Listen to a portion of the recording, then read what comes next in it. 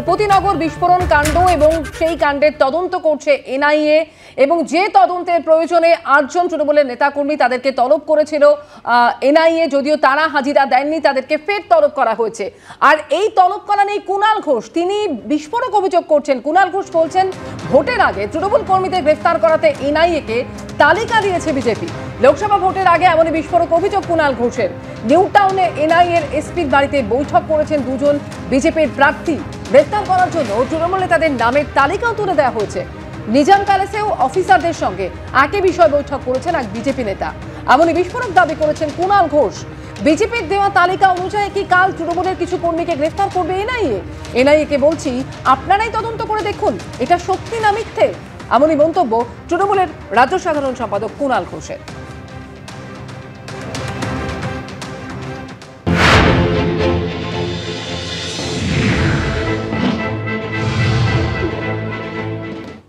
এর মধ্যে একটি অভিযোগ এসছে যে এনআইএর একজন এসপি, তিনি আইপিএস নন কিন্তু দায়িত্বে এসপি, তার বাড়িতে রেসিডেন্সে বিজেপির দুই নেতা দুটি বৈঠক করেছেন এবং আরেক নেতা নিজাম প্যালেসে তার সঙ্গে বৈঠক করেছেন। DN সিং এসপি পদমর্যাদায় আছেন। আগামীকাল এনআইএ একটি রেড করার পরিকল্পনা রেখেছে, যেখানে পূর্ব মেদিনীপুর এবং আরো দু একটি জায়গায় তৃণমূলের কর্মী, তৃণমূলের সংগঠকদের সরাতে চাইছেন। তুলে আনা হবে, জেরা করা হবে, ডিটেইন করা হবে, গ্রেফতার করা হবে। সেই তালিকাটা বিজেপি নেতারা দিয়ে দিয়েছেন। সুখব বৃষ্টি বলে যে আবাসন আছে তার কাছাকাছি যে বাড়ি DN সিং এর, সেখানে যান, তৃণমূল কর্মীদের নাম ঠিকানা দিয়ে দেওয়া হয়, অর্থাৎ বিজেপি সাজিয়ে রেখেছে। যে দুজন গেছিলেন তারা দুজনেই প্রার্থী, এবারে আসন্ন লোকসভা নির্বাচনের প্রার্থী। আর একজন যিনি নিজাম প্যালেসে দেখা করেছেন তিনি প্রার্থী নন।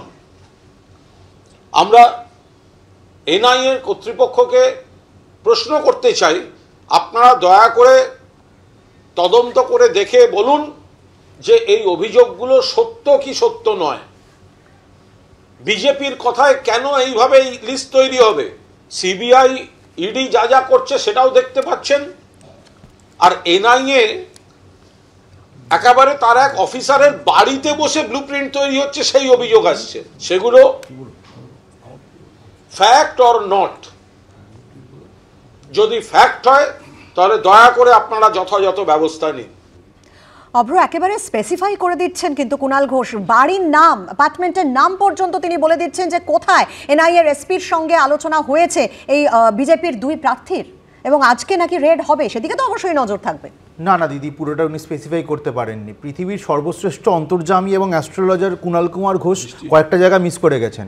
ওনারা গিয়ে চা খেয়েছেন না কফি খেয়েছেন, কটা বিস্কুট খেয়েছেন, সঙ্গে মুড়ি ছিল কিনা, এই জিনিসগুলো বলে দেওয়া উচিত। উনি এখন এত কিছু জানেন, উনি বলতে পারলেন না কারা কারা গেছে, নাম নিতে পারলেন না, ভয় পেলেন, কারণ কি উনি বানিয়ে বানিয়ে বলছেন? এই প্রশ্নের উত্তর ওনাকে দিতে হবে। কিন্তু ফ্যাক্টসগুলো ভুলে গেলে চলবে না দিদি। 2022-এর ডিসেম্বরে ভূপতিনগরে এই ব্লাস্টটা হয় এবং 6 মাস বাদে কিন্তু এনআইএ এফআইআর রেজিস্টার করে। 6 মাস ধরে পুলিশ কি ঘুমাচ্ছিল? কি করছিল? কজনকে ধরেছে? এবং ওই ভূপতিনগর ব্লাস্টে কারা মারা গেছিল?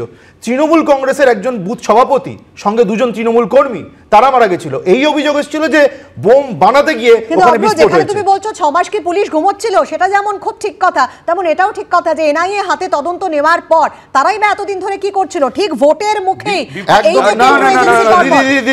দিদি, আপনি আপনাদের সংবাদ মাধ্যম এটা প্রকাশ করেছে জুলাই 2023। এই তৃণমূলের দুর্বৃত্ত নেতাদের কিন্তু তলব করা হয়েছিল, এনআইএ তদন্ত করছিল, এবং এই 28শে মার্চ, এই দুদিন আগে, তাই তো বলছি জুলাই 2023 এর পর 28শে মার্চ হয়েছিল। এরা স্কিপ করেছে, এরা যায়নি। পরিষ্কার বিষয়টা হচ্ছে ওখানে অভিযোগ এসেছিল এবং একটা পিআইএল ফাইল হয়েছিল কিন্তু ক্যালকাটা হাইকোর্টে, যে পুলিশ ইনভেস্টিগেট করছে না এবং ফরেনসিক এভিডেন্স ট্যাম্পার করার চেষ্টা হচ্ছে।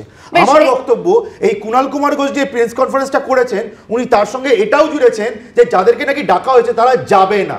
এটা বলার অধিকার ওনার কোথা থেকে আসতে পারে? এবং আরেকটা প্রশ্ন, যে দল মানে তৃণমূল কংগ্রেস নামক এই যে সার্কাস পার্টিটা আছে, এই দুর্বৃত্তদের অভিযুক্ত নেতাদের আড়াল করার চেষ্টা করছে কেন? তাহলে কি এই দলের বদান্যতায় ওই বোম বানানোর ফ্যাক্টরিগুলো তৈরি হয়েছিল?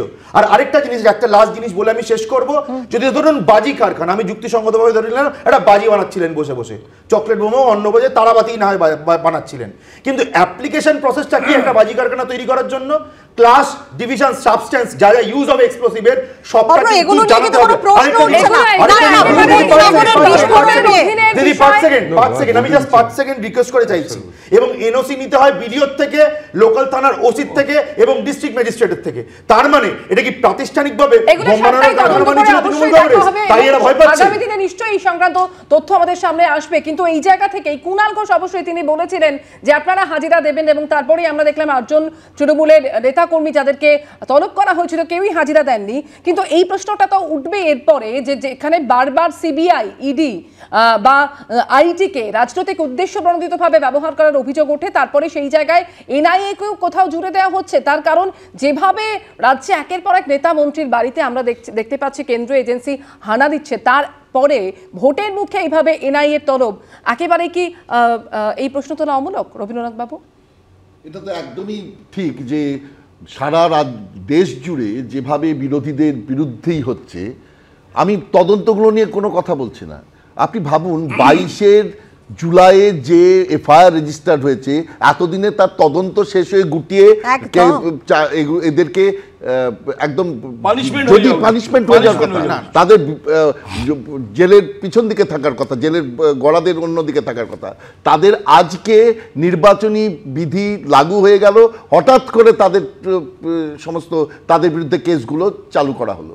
তো এটা শুধু এখানে নয়, সারা ভারতেই এই জিনিসগুলো কিন্তু চলছে।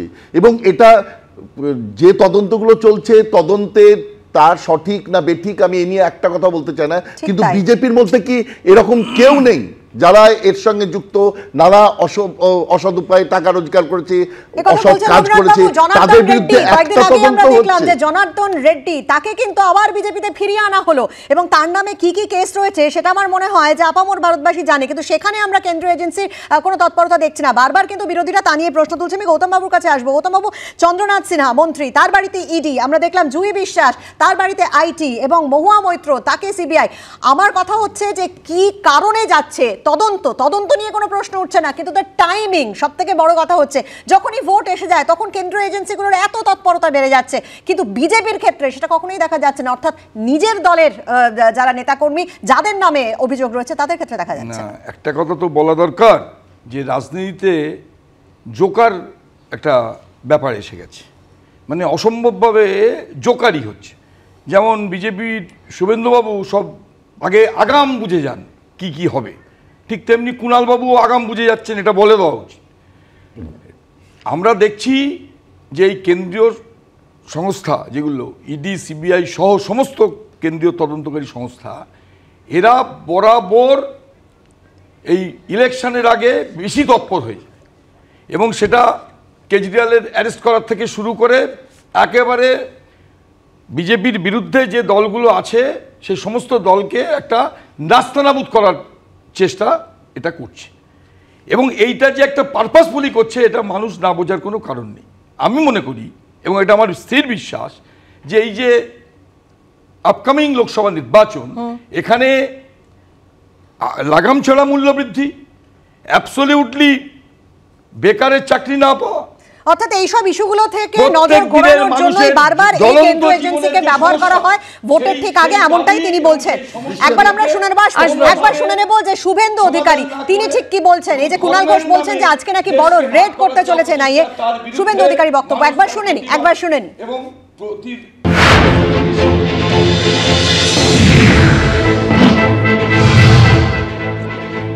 এগুলো তো বোমা বিস্ফোরণ করেছে, বহু লোক মারা গেছে। তৃণমূলের সবার বাড়িতে তো নিশ্চয়ই যাবে না। আমরা তো অনেকদিন ধরে দাবি করছি পশ্চিম ভাঙনবাড়ি এবং নিজ নাড়ুয়াবিলাতে যে বোমা বিস্ফোরণে প্রচুর মানুষ মারা গেছেন, তাদেরকে গ্রেপ্তার করা হোক। কয়েকজনকে বাকিদের গ্রেপ্তার সঙ্গে ভোটের কোনো সম্পর্ক নেই। তাহলে আজকে কত বড় রেড এনআইএ করে এবং কাউকে গ্রেফতার করে কিনা, যেমন কুণাল ঘোষ বলেছেন, সেদিকে তো অবশ্যই নজর থাকবে। শুভেন্দু অধিকারী যেটা বলছেন যে সকলের বাড়িতে তো আর যাচ্ছে না। না দেখো, ভূপতিনগর হয়েছিল 2022 ডিসেম্বর প্রবাবলি, আর যেটা এনআইএর যে তদন্ত শুরু হয়েছিল জুলাই মাসে, আমার 2023-এ।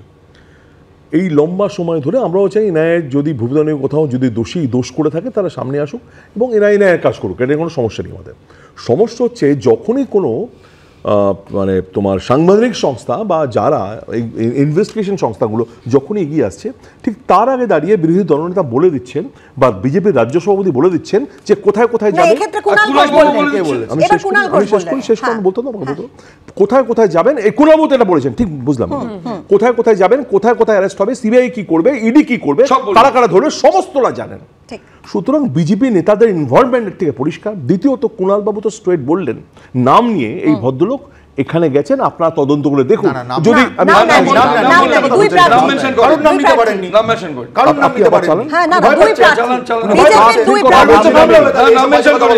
প্রার্থীর কথা বলিনি ভাই, শুনতে হবে তোমাকে বলছি, এসপির কথা বলছেন, যেখানে দাঁড়িয়ে নাম নেওয়া হয়েছে বলেছে তদন্ত করে দেখুন আপনার অ্যাপার্টমেন্টে, যদি না হয় তাহলে কুণাল ঘোষের বক্তব্য ভুল প্রমাণিত হবে। আর দ্বিতীয়ত আমি বলি, এই যে বারবার এটা হচ্ছে না, সাংবাদিক সংস্থাকে জোর করে কাজে লাগিয়ে রাজনৈতিকভাবে প্রতিহিংসা নেওয়ার কথা হচ্ছে। ঠিক পুজোর আগে যেমন আমরা কাশফুল দেখি, তুমি দেখবে ইলেকশন আগে কিন্তু এটা ঠিক উঠে যায়।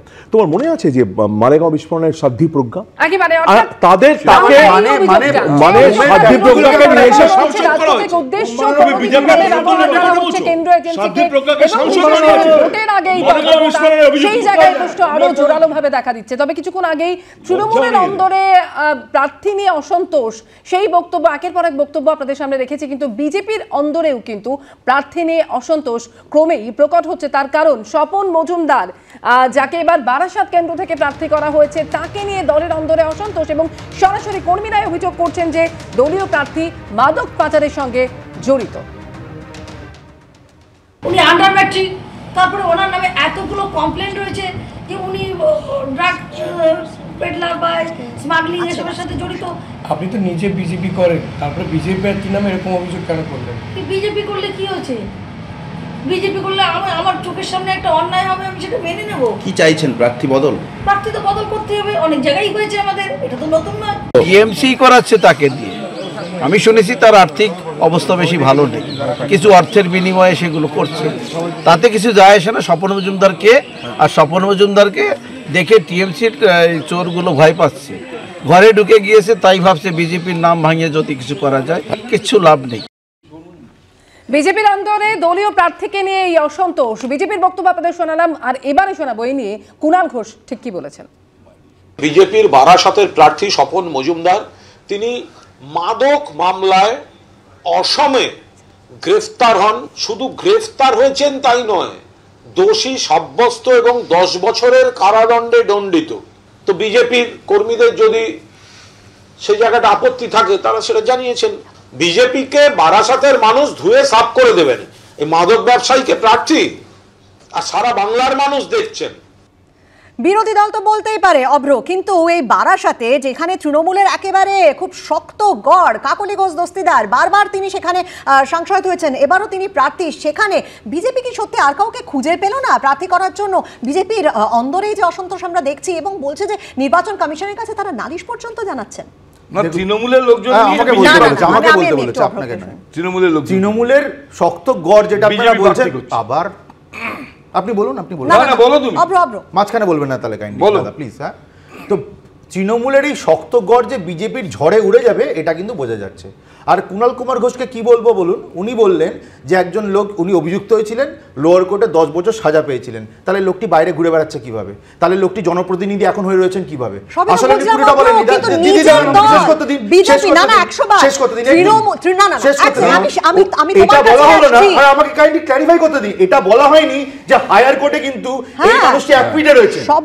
এই যে মিথ্যাচার তৃণমূল কংগ্রেস করছে পারে। এটা থেকেই বোঝা যাচ্ছে যে তাদের পায়ের তলায় মাটি নেই, ভয় পাচ্ছে, হেরে যাবে বুঝতে পেরেছে। কিন্তু এটা বলো যে বিজেপি তাদের নিজেদের ক্যান্ডিডেট নিয়ে তো বিজেপির কর্মীরা তারা পোস্টার দিয়েছে, তারা নিজেদের যে দফতর সেখানে গিয়ে বিক্ষোভ দেখিয়েছেন এবং কাউন্সিলর কাছে যাচ্ছে, মাফ করবে কমিশনের কাছে যাচ্ছে, তা নিয়ে কি বলবেন? দেখুন পরিষ্কার ব্যাপার, কোথাও যদি ভুল ধারণা কারোর মধ্যে এরকম ভাবে ছড়িয়ে ফেলা হয়ে থাকে তৃণমূলের তরফে, সেই ধারণা ভেঙে যাবে। একদম নিশ্চিন্ত থাকুন, বারাসাতে তৃণমূল হারবে এবং এটা আগ্নিম আমরা বুঝতে পারছি। এই ধরনের কুৎসা করে তৃণমূল নিজেদেরকে এক্সপোজ করে দিচ্ছে, এর বাইরে আর কিচ্ছু নেই। এই জায়গায় রাহুল একটু প্রতিক্রিয়া নিয়ে নেই, কারণ স্বপন মজুমদার তিনি নিজে যে অভিযোগটা করছেন যে তৃণমূলের নেতাদের থেকেই কাটমানি নিয়েই এই অভিযোগ করছেন বিজেপির কর্মীরা। আরে তৃণমূল কংগ্রেস তো অভিযোগ করেনি, প্রথম যে করা হয়েছিল হাইকোর্ট থেকে মানলাম উনি ঘুরছেন কি করে মানলাম, কিন্তু আজকে দাঁড়িয়ে চক্রবর্তী প্রথম ইস্যুটা তুলেছিলেন বাঁকুড়ার, 100 বার কিন্তু তারপরে তো দাঁড়িয়ে সেটাকে কে করছে, এস্টাবলিশ করছে কারা? বিজেপির কর্মীরা। তারা তো বলছে বিজেপি কর্মী বলে কি অন্যায়কে প্রতিবাদ করবো না, বিজেপি কর্মী বলে কি অন্যায়ের বিরুদ্ধে বলবো না। আজকে প্রার্থী বদল নয়, শুধু কমিশনে গায়ে যাচ্ছে বিজেপি, সুতরাং আজকে সেটাকেও জাস্টিফাই করা হবে আমি জানি না। যে বিজেপি কর্মীর কথা বারবার বলি আমরা, যারা তৃণমূলকে চোর বলে বিজেপি বড় ডাকা নন, উনি নাকি আসলে তৃণমূলের লোক। কে বলছে? স্বপন মজুমদার বলেছেন, যে ভদ্রমহিলার কথা আমরা শুনলাম, যে বিজেপি কর্মীর কথা আমরা শুনলাম। সুকান্ত মণ্ডল তৃণমূলের লোক, শুভেন্দু অধিকারও তৃণমূলের লোক না, এটা উনি ঠিকই বলেছেন, কারণ বিজেপির যারা নেতৃত্ব দিয়েছে সবাই তৃণমূলের লোক। এটা ঠিক, অবশ্যই বারাসাতের কি প্রভাব পড়তে পারে তা তো চৌঠা জুনি আমরা দেখতে পাবো। ডায়মন্ড হারবার থেকে লড়ার জন্য প্রস্তুত, ফের হুঙ্কার দিয়েছেন নওশাদ সিদ্দিকী। আশা করি 2-3 দিনের মধ্যে ডায়মন্ড হারবার থেকে লড়ার অনুমোদন দেবে দল, এমনই মন্তব্য আইএসএফ বিধায়কের।